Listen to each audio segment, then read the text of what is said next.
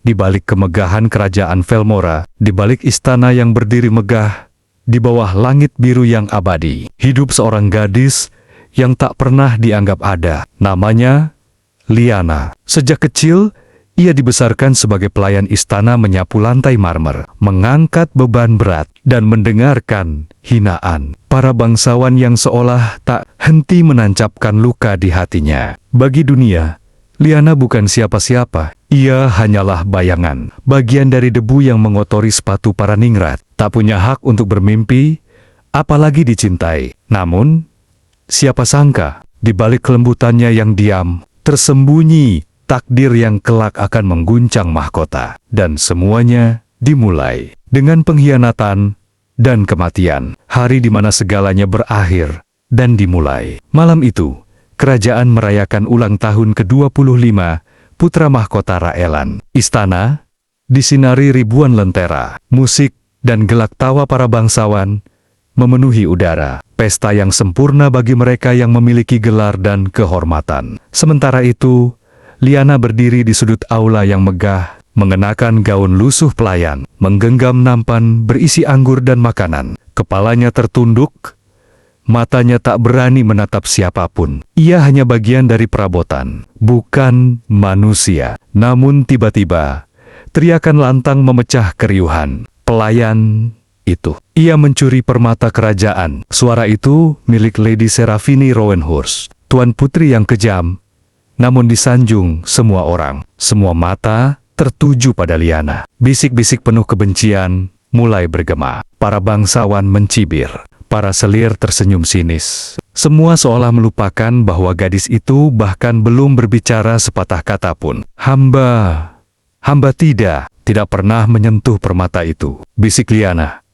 Suaranya gemetar, hampir tak terdengar. Namun siapa yang peduli pada kebenaran seorang pelayan, bahkan putra mahkota Raelan, lelaki yang begitu tampan, dengan mata peraknya yang dingin, hanya memandangnya datar. Tak ada niat membela, tak ada kata-kata yang terucap. Dan dalam sekejap, Lyanna dijatuhi hukuman mati. Bukan karena bukti, bukan karena keadilan, tapi karena statusnya. Karena di kerajaan ini, seorang pelayan bukan apa-apa. Malam itu, di bawah bulan pucat dan dingin, Lyanna menutup mata.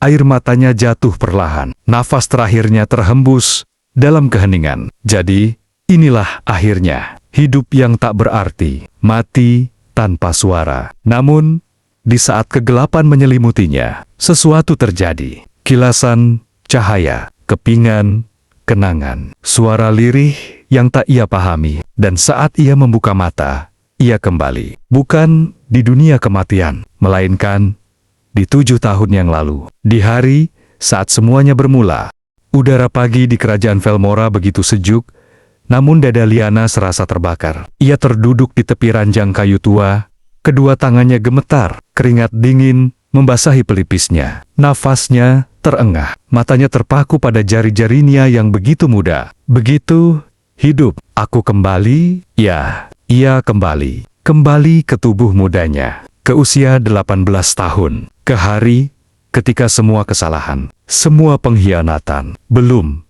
terjadi. Perlahan, air matanya jatuh, tapi bukan air mata kelemahan, melainkan air mata kemarahan, kepedihan, dan kehancuran yang selama ini ia telan sendirian. Tuhan, mengapa aku diberi kesempatan kedua? Apa yang kau inginkan dariku? Wajah-wajah yang menghancurkannya melintas satu persatu di pikirannya. Lady Serafini, wanita berlidah ular yang tersenyum manis di depan, namun menancap belati dari belakang. Para pelayan senior yang pura-pura buta dan tuli ketika ia dihukum, dan terutama putra mahkota Raelan, lelaki yang tak mengucapkan sepatah kata pun saat ia diseret menuju kematian. Sebuah tawa getir lolos dari bibir Lyanna. Aku sungguh bodoh. Dulu ia percaya bahwa asal ia berbuat baik, dunia akan baik padanya. Ternyata kebaikan tanpa kekuatan hanyalah bahan tertawaan. Hari itu,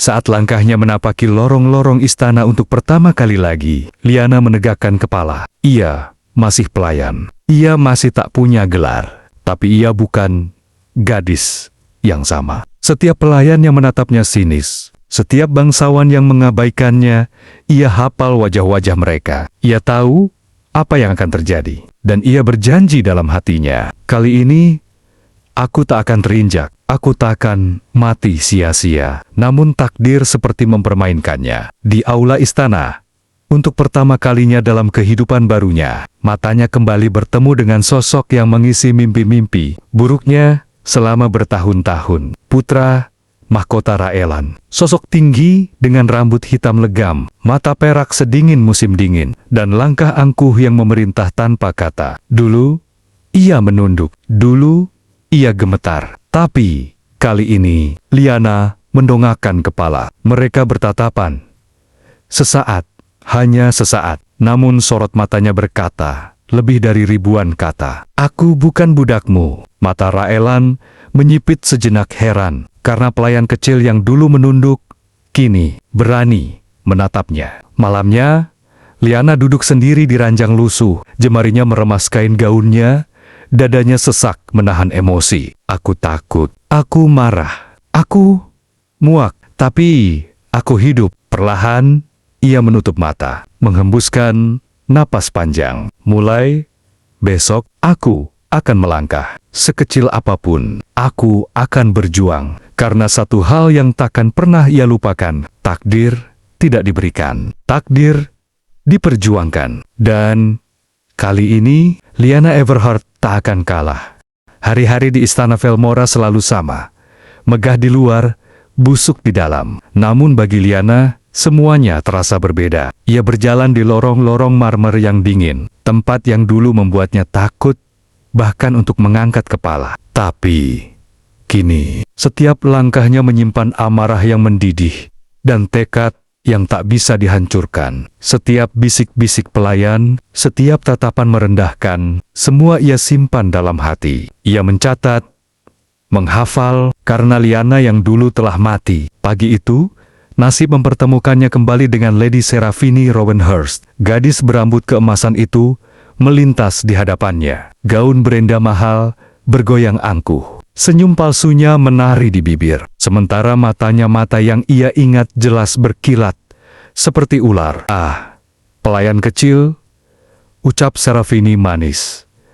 Namun nadanya merendahkan. Hati-hati, agar tak menjatuhkan nampan ya. Aku benci lantai kotor. Dulu, Lyanna akan menunduk, meminta maaf, menerima hinaan itu. Tapi, kali ini, perlahan, Lyanna menatap mata sang lady, tersenyum tipis. Bukan senyum ramah, tapi senyum beracun. Terima kasih atas nasihatnya, yang mulia, ucapnya pelan. Matanya tak berkedip. Hamba akan berhati-hati agar tidak terjatuh. Karena terkadang yang terjatuh bisa saja bukan hanya pelayan. Kata-kata itu bagaikan pisau tersembunyi. Sekilas Seraphine membeku, wajahnya menegang. Tapi Lyanna sudah berlalu, meninggalkan aroma perlawanan yang tak bisa diabaikan. Namun bukan hanya Seraphine yang mulai memperhatikan perubahan itu. Putra mahkota Raelan, lelaki dingin yang menghantui ingatan. Lyanna mulai memandangnya dengan tatapan berbeda. Hari itu, saat Lyanna tengah merapikan bunga di taman istana, tanpa diduga, Raelan mendekat. Langkahnya pelan, namun mantap. Mata peraknya menatap Lyanna, seolah mencoba menembus kedalaman jiwanya. Apa namamu? Tanyanya datar. Suaranya berat dan dingin. Lyanna membeku, tapi kali ini, ia tidak melarikan diri. Ia menoleh, menatap langsung ke mata sang pangeran. Hamba bernama Lyanna Paduka. Sesaat, keheningan menyelimuti. Raelan mengangguk perlahan, namun matanya masih menyimpan tanda tanya. Lyanna, gumamnya seolah mencicipi nama itu. Aku belum pernah melihat pelayan yang berani menatap mataku seperti itu. Seketika, dada Lyanna bergemuruh.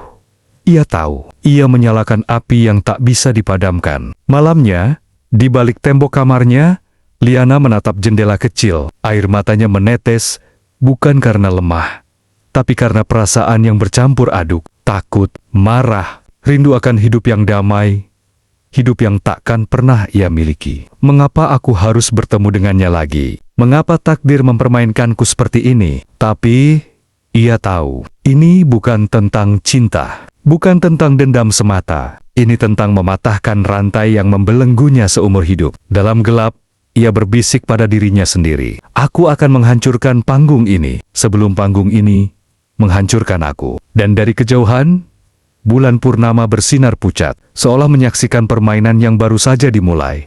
Hari-hari di Istana Velmora perlahan berubah, bukan karena megahnya balairung atau kilau emas di dinding-dindingnya, tapi karena sesuatu yang jauh lebih dalam, sesuatu yang bahkan Liana sendiri tak mampu kendalikan. Sang putra mahkota Raelan mulai memperhatikannya. Mata itu mata perak sedingin musim dingin berulang kali menatap Liana dari kejauhan. Ada sesuatu yang asing di sana. Bukan hanya rasa ingin tahu, tapi sesuatu yang bahkan membuat dada Liana bergetar setiap kali pandangan mereka bertemu. Namun, ia tahu betul apa artinya mendekati seorang bangsawan. Ia tahu betul rasa sakitnya. Ia pernah mati karenanya. Pagi itu, Liana tengah menuang teh di taman kerajaan. Di bawah pohon-pohon sakura yang berguguran, tanpa peringatan, suara berat yang tak asing terdengar di belakangnya. "Pelayan,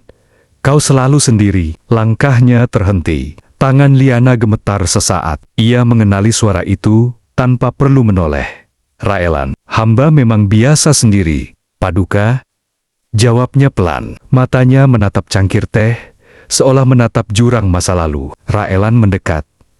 "Kau berbeda dari yang lain." Liana mengatupkan bibirnya rapat. Di dalam dadanya, perasaannya bertarung. Sebagian ingin berlari, sebagian ingin percaya, sebagian ingin menghancurkan semua ini sebelum semuanya menghancurkan dirinya lagi. Hari-hari berlalu, dan tanpa ia sadari, langkah-langkah kecil membuat mereka berdua semakin dekat. Di setiap jamuan, di setiap pesta, mata Raelan selalu mencarinya. Saat Liana terjatuh dan lututnya berdarah, Raelanlah yang untuk pertama kalinya berlutut di hadapannya, menyentuh lukanya. Bahkan Raelan sendiri tak mengerti mengapa tangan yang biasanya menggenggam pedang kini meraih tangan seorang pelayan. Namun di balik kedekatan itu, ada rasa takut yang semakin menggerogoti hati Liana. Di dalam cermin kamarnya, ia menatap pantulan dirinya sendiri. "Jangan bodoh, Liana," bisiknya lirih. "Ini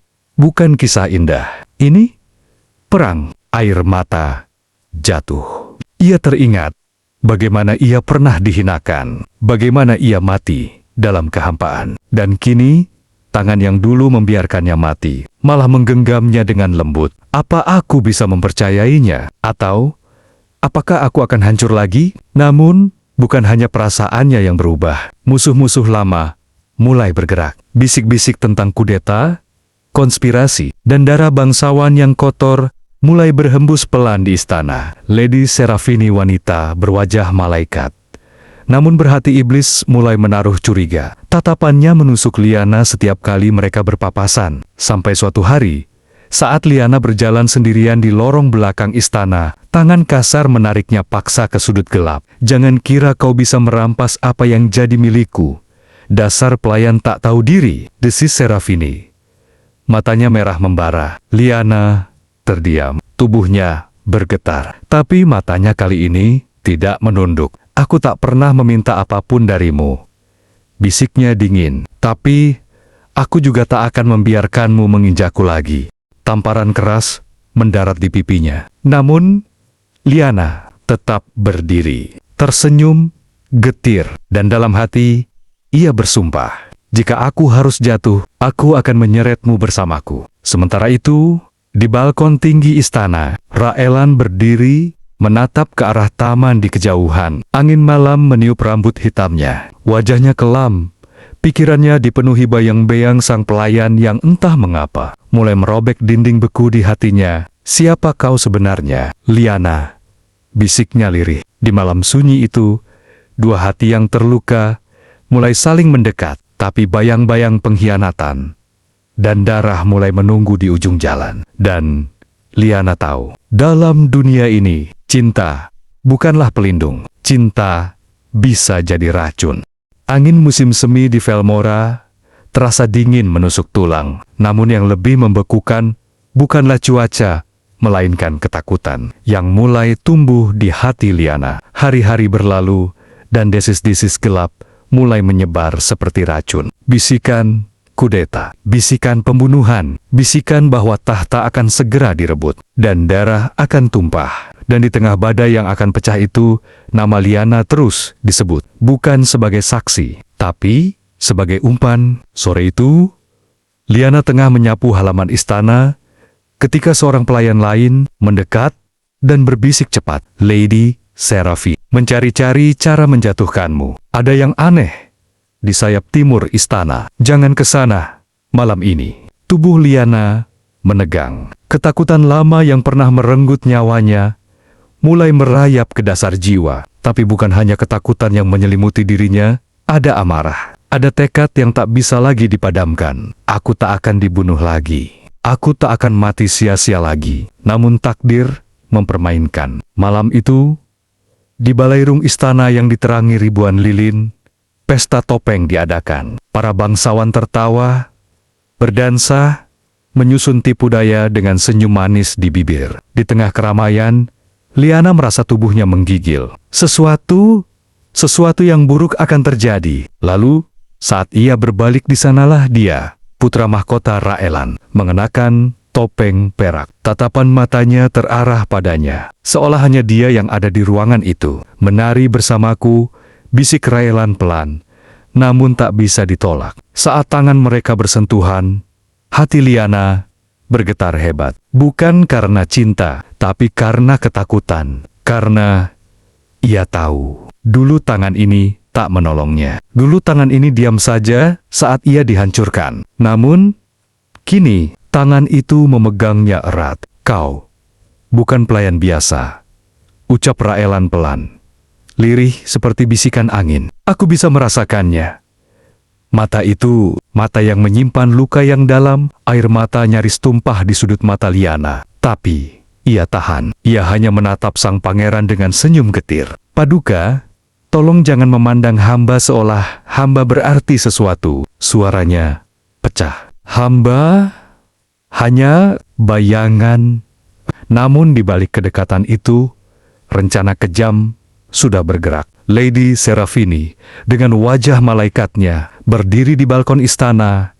Bibirnya tersenyum licik. "Pelayan bodoh, aku akan menghancurkanmu sekali lagi, dan kali ini tak ada yang bisa menyelamatkanmu." Malam itu, di tempat yang sama, di mana Liana dulu pernah kehilangan segalanya, racun diteteskan dalam anggur para bangsawan. Seseorang harus disalahkan. Dan sekali lagi, Liana adalah kambing hitamnya di ruang makan agung. Ketika seorang bangsawan jatuh ke lantai dengan busa di mulut, keributan meledak. Semua mata menoleh. Dan seperti yang telah direncanakan, semua tudingan mengarah kepada Liana. Dia, pelayan itu, dia yang membawa anggur, dia yang melakukannya. Semua terasa seperti mimpi buruk yang terulang. Nafas Liana tercekat, tubuhnya membeku. Tidak, bukan lagi, bukan kali ini. Namun, sebelum tangannya sempat ditangkap pengawal, suara berat yang tegas memecah udara. "Lepaskan dia." Semua kepala menoleh. Raelan, putra mahkota, berdiri. Wajahnya dingin, namun sorot matanya membara. "Aku berkata, lepaskan dia."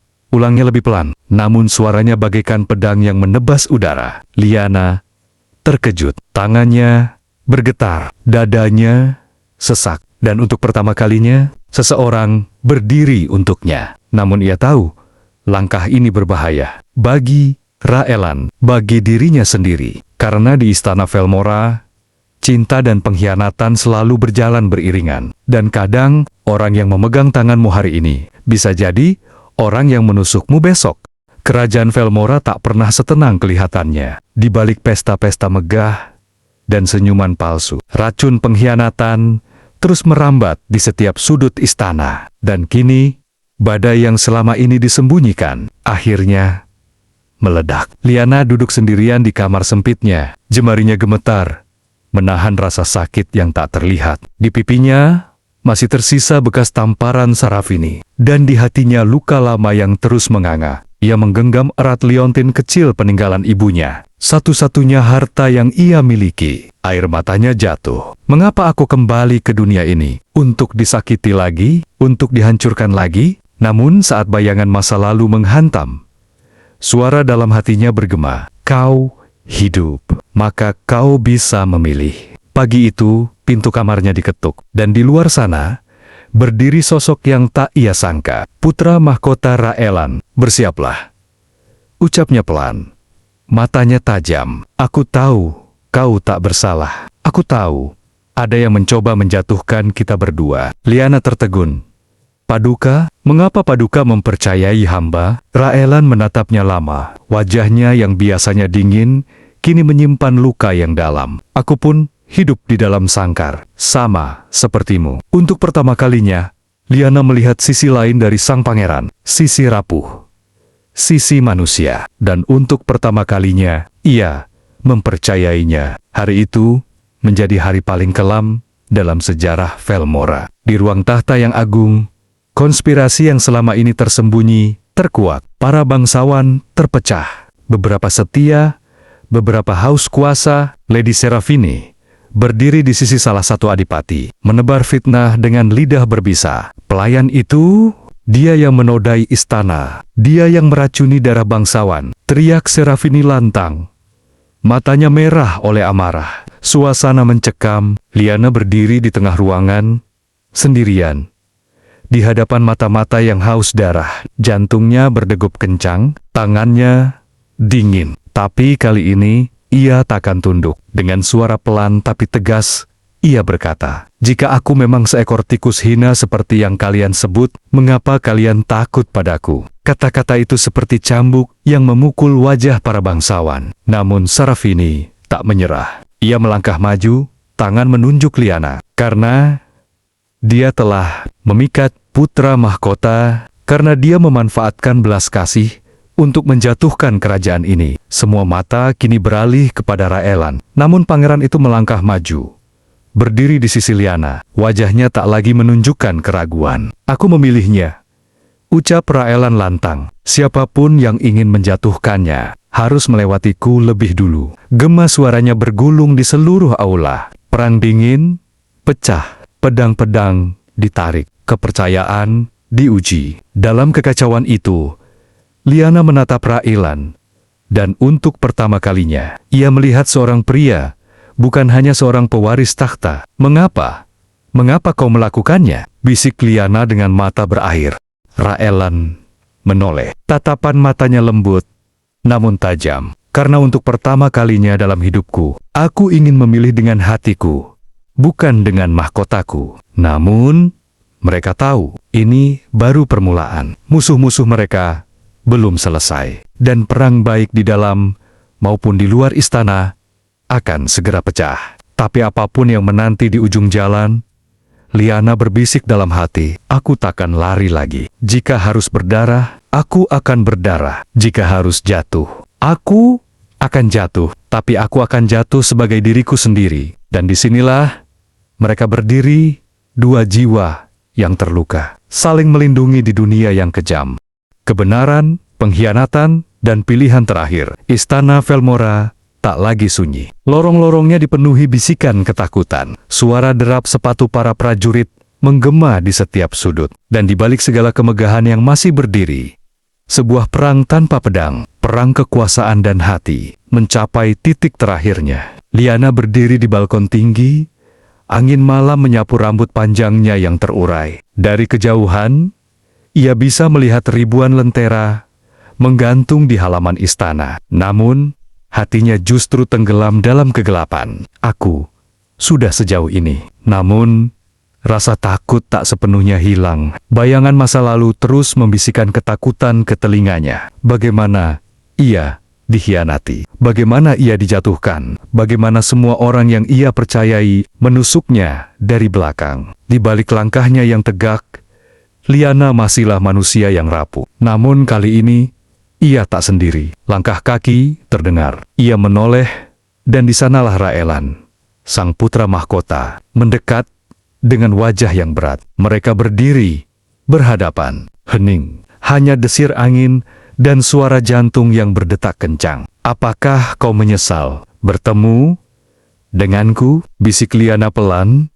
Matanya bergetar menahan air mata. Raelan menatapnya lama, lalu menggeleng perlahan. "Tidak," jawabnya dalam. "Aku menyesal tak lebih cepat menemukanmu." Kata-kata itu menusuk jauh ke relung hati Liana. Lebih dari 1000 janji kosong yang pernah ia dengar. Air matanya jatuh, namun kali ini ia tak menghapusnya. Namun kebahagiaan mereka tak bertahan lama. Malam itu, pengkhianatan terakhir dimulai. Lady Serafini, yang selama ini merencanakan segalanya, bergerak cepat. Dengan bantuan bangsawan pengkhianat, ia menyebarkan fitnah terakhir bahwa Raelan telah jatuh dalam pengaruh sihir hitam seorang pelayan rendah. Mereka menuntut pencabutan hak pewaris Raelan. Mereka menuntut penahanan Liana. Mereka menuntut darah. Pintu ruang tahta didobrak. Para bangsawan dengan jubah emas memasuki ruangan, diikuti prajurit-prajurit yang siap menghunus pedang. Di tengah ruang tahta, Liana dan Raelan berdiri terjepit di antara kehormatan dan kehancuran. "Serahkan pelayan itu," desis salah satu adipati, "atau kerajaan ini akan runtuh." Hening.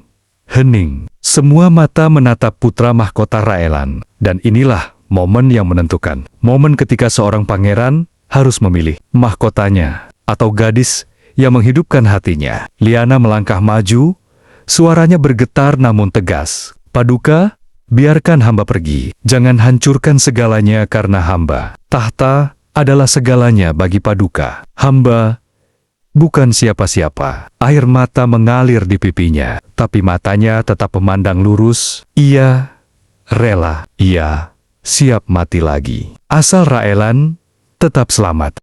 Namun Raelan menggeleng. Perlahan namun pasti. "Kau bukan siapa-siapa bagiku," bisiknya. Lalu dengan langkah mantap, ia menghunus pedangnya bukan ke arah Liana, tapi ke arah para bangsawan yang mengkhianat. "Jika kalian ingin menjatuhkannya," ucap Raelan dingin, "kalian harus melewati tubuhku terlebih dahulu." Semua membeku. Ketegangan begitu tebal, seolah waktu berhenti. Namun, satu persatu, para prajurit mulai menunduk. Beberapa bangsawan ketakutan, dan suara rakyat di luar istana mulai terdengar. Rakyat mendukung pangeran mereka. Dalam beberapa saat yang menegangkan itu, keseimbangan berubah.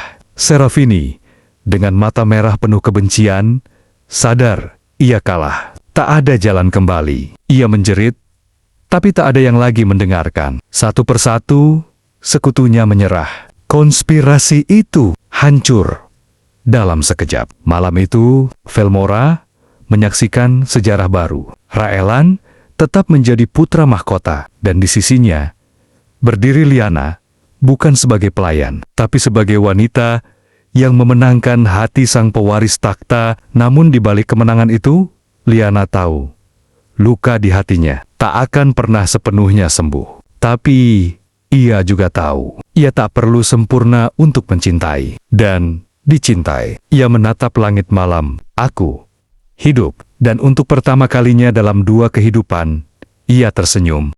Angin musim semi menyapu lembut halaman istana Velmora. Bunga-bunga mekar. Langit bersih seolah alam pun ikut tersenyum, menyaksikan sebuah akhir yang juga menjadi awal baru. Di taman istana, di bawah pohon sakura yang bermekaran, Liana berdiri mengenakan gaun sederhana berwarna putih pucat. Angin memainkan helaian rambutnya yang panjang. Matanya menatap jauh ke arah cakrawala. Tak ada lagi beban, tak ada lagi luka yang membelenggu langkahnya. Ia bebas. Beberapa bulan telah berlalu sejak malam kelam itu, malam di mana nyawanya, kehormatannya, dan masa depannya hampir dihancurkan sekali lagi. Namun kali ini, ia tidak sendiri. Ia telah memilih, dan seseorang telah memilihnya juga. Di kejauhan, langkah kaki yang familiar terdengar. Sosok tinggi dengan pakaian kerajaan berjalan perlahan mendekat. Raelan,